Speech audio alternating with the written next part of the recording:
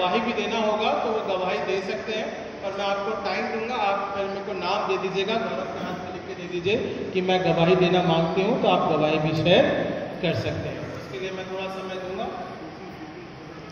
हाँ, जब हो जाएगा तब मैं आपको बताऊंगा मैं कब बोलना है, तब आप तक अपना नाम गौरव को आप जमा कर दें, ताकि मेरे को टाइम एडजस्ट करना पड़ेगा। ठीक है, सो गवाहियों का भी समय रहेगा। आज कोई गवाही देना मांगता है, टेस्टिमनी देना मांगता है इस दौरान, तो वो दे सकती है, शेयर कर सकती है।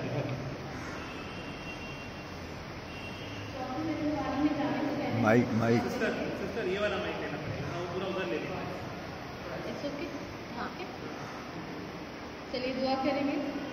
धन्यवाद देते पिता परमेश्वर, सुंदर सुनहरी मौका दिया, आज के वचन को, आज के कलाम को, आज की वाणी को सुनने वाले हर एक जन को, बोलने वाले हर एक जन को आपके हाथों में सौंपते हो। जो भी सुना जाए, जो भी बोला जाए पिता परमेश्वर, हम अपने जीवनों में ग्रहण करने वाले बन सके। मांगती उद्धारकर्ता मसीह यीशु नासरी के नाम से सुने और ग्रहण करें, आमीन। चौथा कलमा जो है वो हमने देखा मत्ती 27 और उसका 46, जिसमें लिखा है एली एली लमा शबक्तनी, जिसका अर्थ है हे मेरे पिता, तूने मुझे क्यों छोड़ दिया। हम जानते हैं, बाइबल को पहचानते हैं, पढ़ते हैं। प्रभु यीशु मसीह ने अपने जीवन काल में अपने पिता को हे पिता कहकर पुकारा, मगर आज ऐसा क्या हुआ कि उन्हें अपने पिता को हे परमेश्वर कहकर पुकारना पड़ा। यह भी एक भविष्यवाणी का पूरा होने का कारण था, जहाँ तक मैं समझती हूँ। अगर मैं गलत हूँ तो आप लोग मुझे करेक्ट कर सकते हैं। ये दाऊद की भविष्यवाणी थी जो भजन संहिता 22 की 21 में लिखी गई। आप जानते हैं, आप पढ़ सकते हैं, वहाँ पे भी सेम यही वर्ड यूज किए गए, हे मेरे पिता, तूने मुझे क्यों छोड़ दिया। दाऊद एक 15 साल का जवान लड़का था जो कि परमेश्वर की हमेशा आराधना करता था, चलते फिरते गाते, वो परमेश्वर को हर वक्त अपने साथ रखता था, हर वक्त उनकी मौजूदगी एक साथ बनी रहती थी। वैसे ही पिता परमेश्वर ने यीशु मसीह के साथ भी उनके संसारिक जीवन पे किया। परमेश्वर की उपस्थिति जब जब यीशु मसीह के साथ थी, उन्होंने अपने आप को कभी अकेला महसूस नहीं किया। परमेश्वर के उनके साथ साथ रहने के कारण ही उन लोगों ने बहुत से उपकार किए। लंगड़ों को चंगा किया, मुर्दों को जिंदा किया, कोढ़ियों को ठीक किया। ये सब कुछ पॉसिबल हो सका सिर्फ और सिर्फ परमेश्वर की उपस्थिति की वजह से। फिर ऐसा क्या कारण हुआ कि परमेश्वर को अपने इकलौते बेटे को इस स्थिति में छोड़ना पड़ा। वो कारण था हमारे पाप, जो हम आज भी करने से बाज नहीं आते। चलते फिरते कुछ ना कुछ ऐसा कर डालते हैं जो उसकी नजर में गुनाह है। हमें ऐसा नहीं करना चाहिए, सोच समझ के चलना चाहिए। मैं बहुत सोच समझ के चलती हूँ, मगर जाने अनजाने में कहाँ कर जाती हूँ मुझे कुछ समझ ही नहीं आता। मगर मैं कोशिश करती हूँ कि मैं ऐसा ना करूँ। हम में से ऐसे कितने लोग हैं जो ये कोशिश करते होंगे। अभी शायद कोई बोलेगा नहीं, मगर अंदर अंदर रखो और पहचानो खुद को। ये दाऊद जो था, मैं दाऊद के बारे में थोड़ा कहना चाहूंगी यहाँ। दाऊद पुराने समय में परमेश्वर की हर उस आज्ञा का पालन करने वाला जवान लड़का था, जिस उम्र में हम सब हैं आज, अपनी मनमानी करते हैं, अपने बड़ों को कुछ नहीं समझते, अपने छोटों को तो अपने अधीन रखना चाहते, अपने अनुसार चलाना चाहते। मगर दाऊद ने ऐसा नहीं किया। वो परमेश्वर से डर कर रहने वाला इंसान बना, भविष्यवक्ता बना, बहुत बड़ा, और जिंदगी भर उसने एक ही काम किया, परमेश्वर की हजूरी।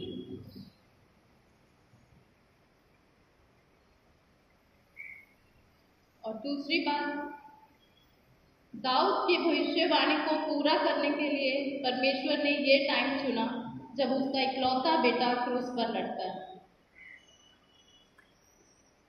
7 वाणियां बोली गई, उनमें से पहली वाणी और 7वीं वाणी में प्रभु यीशु मसीह ने अपने पिता को हे पिता कहकर पुकारा, और चौथी वाणी में हे पिता नहीं कहा, हे परमेश्वर तूने मुझे क्यों छोड़ दिया। क्यों इतने बेबस और लाचार हो गए? ऐसा क्या कारण रहा होगा आज हम सबके बीच में हमारे मनों में ये बात जरूर आ रही है। ऐसा क्या हुआ कि परमेश्वर ने अपना मुंह छुपा लिया और उस टाइम जो दिन के दोपहर भरी का टाइम था, बस दोपहर का टाइम था 12 बजे के आसपास का, जो भर दोपहरी का टाइम है, उजाला भरपूर होता है।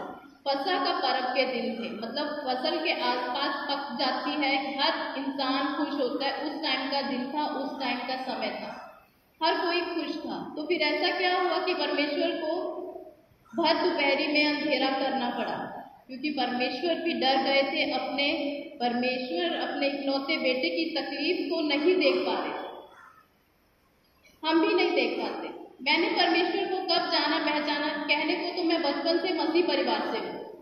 मैं परमेश्वर के साथ कब जुड़ी, मैं परमेश्वर के साथ जुड़ी तब जब मेरी बच्ची को स्टोन हो गए, 3 साल की बच्ची को स्टोन हो गए। लॉकडाउन का टाइम था,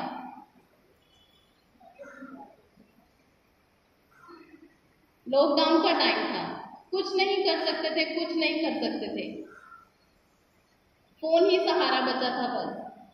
फ्लावर सिटी में हम लोग रहते थे, वहाँ आसपास कोई चर्च नहीं था, कुछ नहीं था, लॉकडाउन में बंद, बच्चे की प्रॉब्लम, आसपास कोई अच्छे डॉक्टर नहीं, घर से निकलना बहुत मुश्किल। तो क्या करती थी, दिन रात बस प्रेयर करती थी। फेसबुक खोला या कुछ और खोला, कोई भी नेटफ्लिक्स साइट खोलती थी तो प्रेयर चल रही होती थी, कोई ना कोई पास्टर कुछ ना कुछ रिलेट कर ही रहे होते थे, जो मैं अपने आप से रिलेट कर लेती थी कि आज इन्होंने मेरे लिए ये सब बोला और कहा। तो लॉकडाउन के दौरान मैं परमेश्वर के नजदीक आई, और इतना नजदीक आई हूँ कि आज हर काम में मुझे मेरा हिस्सा चाहिए। चर्च का कोई छोटा काम हो, कोई बड़ा काम हो, मुझे करना मेरा हिस्सा चाहिए। ये सब कुछ छोड़ छाड़ के मैं निकल भी गई थी, चली भी गई थी। परमेश्वर ने मुझे फिर कान पकड़ के यही लाके खड़ा किया कि तू कहाँ भाग रही है, तेरा काम यही है, तू यही करेगी, और करती हूँ। उसके लिए परमेश्वर का धन्यवाद करती हूँ। अकेलापन, दूसरी बात अकेलापन। उस समय में परमेश्वर ने यीशु मसीह के मन में अकेलापन महसूस करने का माहौल बना दिया। जिनके साथ परमेश्वर के बेटे ने, यीशु मसीह ने बहुत टाइम बिताया, उनके चेले, इस टाइम पे वो भी उन्हें छोड़कर चले गए। हम यूहन्ना 16:32 में पढ़ सकते हैं। यीशु मसीह ने अपने चेलों को बहुत पहले ही बता दिया था कि अब मेरा टाइम आ चुका है मुसीबत का, तुम लोग छोड़कर मुझे पहले से ही तितर-बितर हो जाओगे। और ऐसा हुआ भी। यूहन्ना जो हमेशा दावा करता था कि मैं तुझे छोड़कर कभी नहीं जाऊंगा, यूहन्ना ने भी 3 बार इनकार किया। परमेश्वर को अपना मानने से यूहन्ना ने भी 3 बार इनकार कर दिया। मगर उस टाइम पे यूहन्ना पे परमेश्वर को भरोसा था, तो उन्होंने अपनी दुनियावी जिम्मेदारी पूरी की, अपनी माता का जो आगे का जीवन था यूहन्ना के हाथों में सौंप दिया कि तू इन्हें ले जा और इनकी देखभाल तू कर। हम अपने माँ बाप की सेवा और उनका ध्यान आज तक कितना कर पाते हैं? बिस्तर पर गए नहीं कि हमें सिर्फ अपनी पड़ी है। 39 कोड़े खाने के बाद, इतनी दर्द तकलीफ सहने के बाद, सिर पे कांटों का ताज, हाथों में कीले, सबका एक अलग अलग मतलब निकलता है कि हम बुरी सोच ना सोचे इसलिए कांटों का ताज, हम गलत काम ना करें इसलिए हाथों में कीले, रास्ते पर किसी गलत रास्ते पर ना जाए इसलिए पैरों में कीले, पर हमने नहीं किया। हम साल में एक ही बार ये वचन को सुनते हैं, पढ़ते हैं, जानते सिर्फ चर्च के अंदर तक, बाहर जाके सब भूल।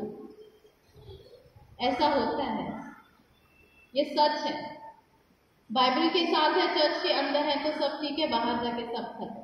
मगर हमें ऐसा नहीं करना।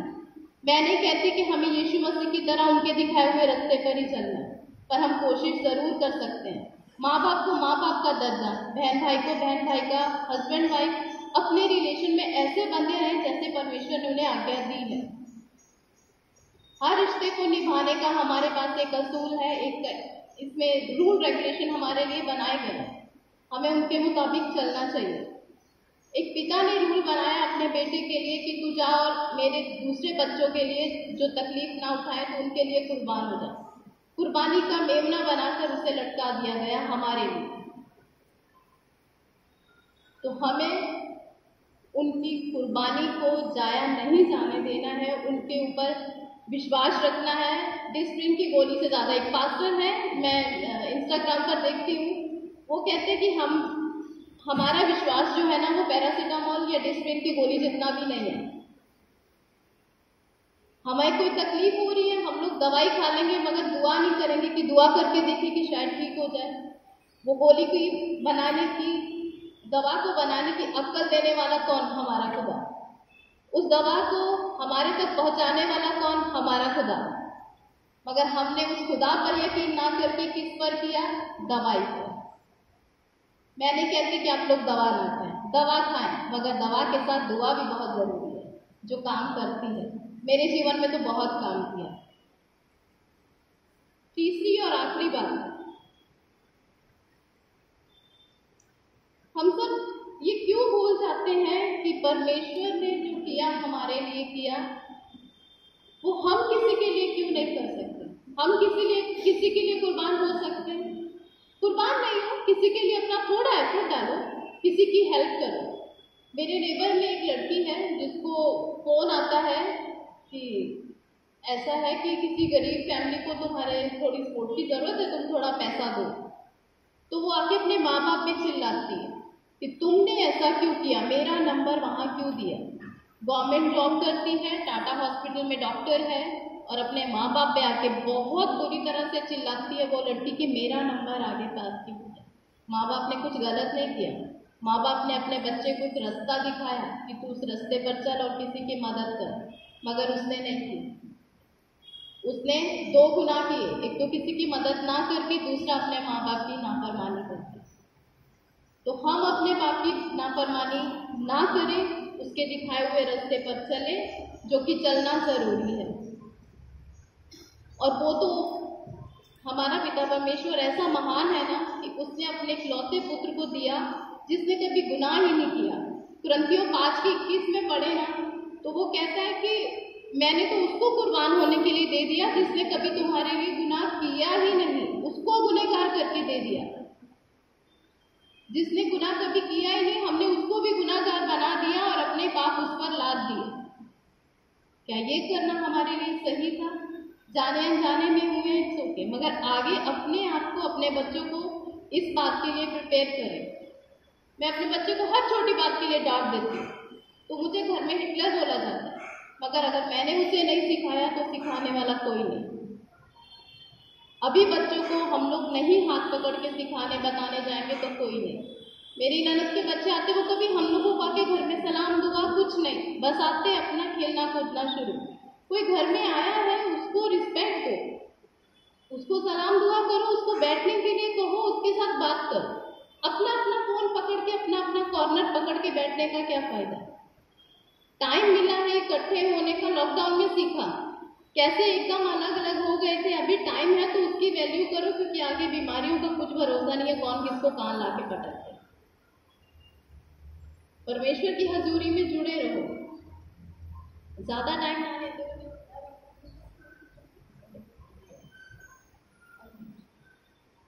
परमेश्वर की हजूरी को अपने साथ रखते हुए, हमारे खुदावंद यीशु मसीह ने दुनिया भर में जो काम किए हैं, मैं नहीं कहती हूँ कि आप जाके कोडियों को जमा करो, हमारे पास वो सामर्थ नहीं है। परमेश्वर ने अपने बेटे को दी थी, उसकी उपस्थिति उसके साथ थी, तो जिंदगी भर वही काम करते रहे जो उनके बाप ने उन्हें कहा।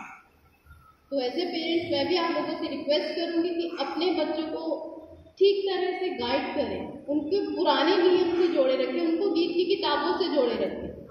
मैं देखती हूँ कि बच्चे नए नए गाने तो सीखते हैं, मगर हमारी जो गीत की किताब उससे बहुत दूर है।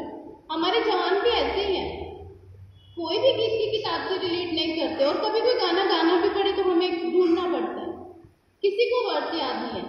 डोरिस आंटी कहती हैं कि यहाँ किसी को कुछ याद नहीं है, वो बुक ढूंढते हैं। परमेश्वर को याद रखना है, चलते फिरते हम बाइबल कैरी नहीं कर सकते, मगर माइंड तो कैरी करते हैं ना। गाते रहो, वर्ड्स याद रखो, दोहराते रहो, बहुत फायदा होता है। किसी भी काम में निकले, हबड़ा जबड़ी में निकले, घर से निकलने से पहले दुआ करना, बाइबल पढ़ना बहुत जरूरी है, ऐसे हमारी दादी कहा करती थी, जो हमने गांठ बांधी आज भी। कहीं भी मैं निकलूँ, एक छोटी सी वर्ड्स लेके निकलती और गाती गाती गुनगुनाती निकल जाती। और कभी ऐसा हो जाए कि मैंने ऐसा नहीं किया तो दिल में एक बोझ रहता है कि मैंने ऐसा क्यों नहीं किया, अभी मेरा काम नहीं होगा।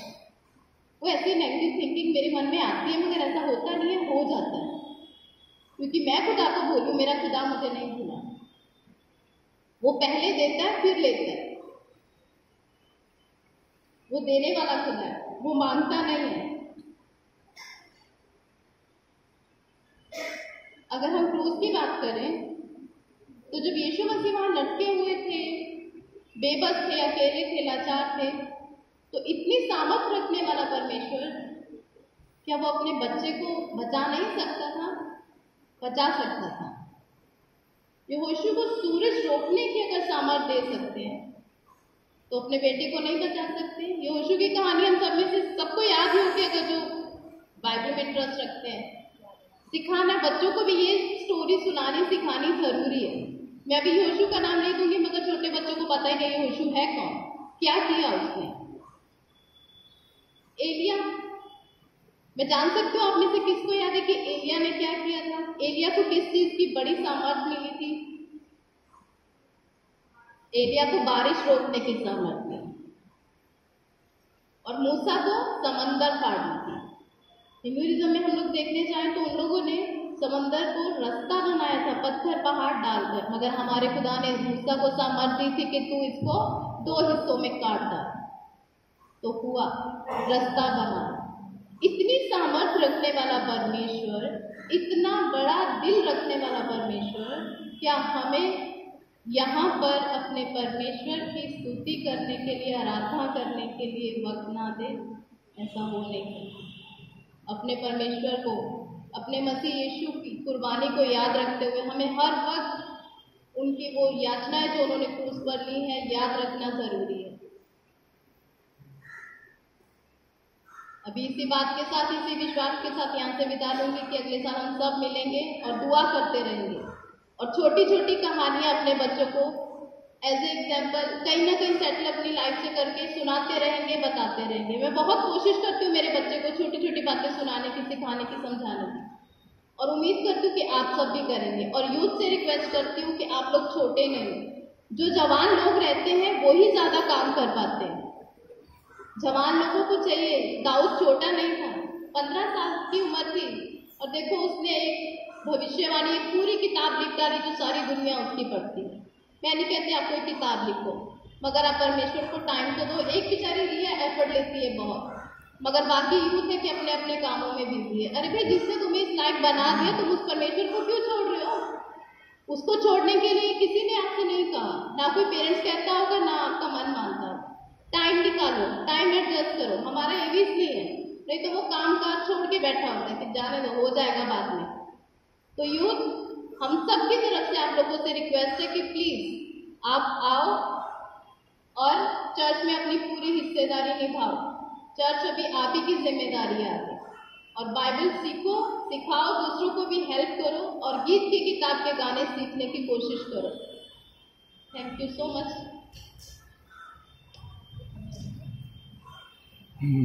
ओके, तो ये बड़ी हिदायत है पीड़ा के शब्द में, और जॉय सिस्टम में भी अपनी पीड़ा व्यक्त करिए। सो पीड़ा के शब्द जहाँ परमेश्वर के द्वारा हम सब एक बात को देखने पाते हैं कि परमेश्वर की नजदीकी में अपने जीवन को हम रखने पाए।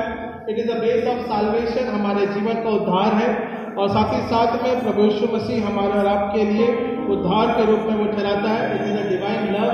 वो पीड़ा के शब्द एक दैविकीय प्रेम के बारे में ठहराते हैं, और यही पीड़ा के शब्द हमको और आपको एक आशा प्रदान करते हैं कि मसीह में हम हमारी आशा कभी खोने ना पाए, बल्कि मसीह में हम अपनी आशा को बढ़ाते जाएं। सो पवित्र जी सामने हमारे हैं।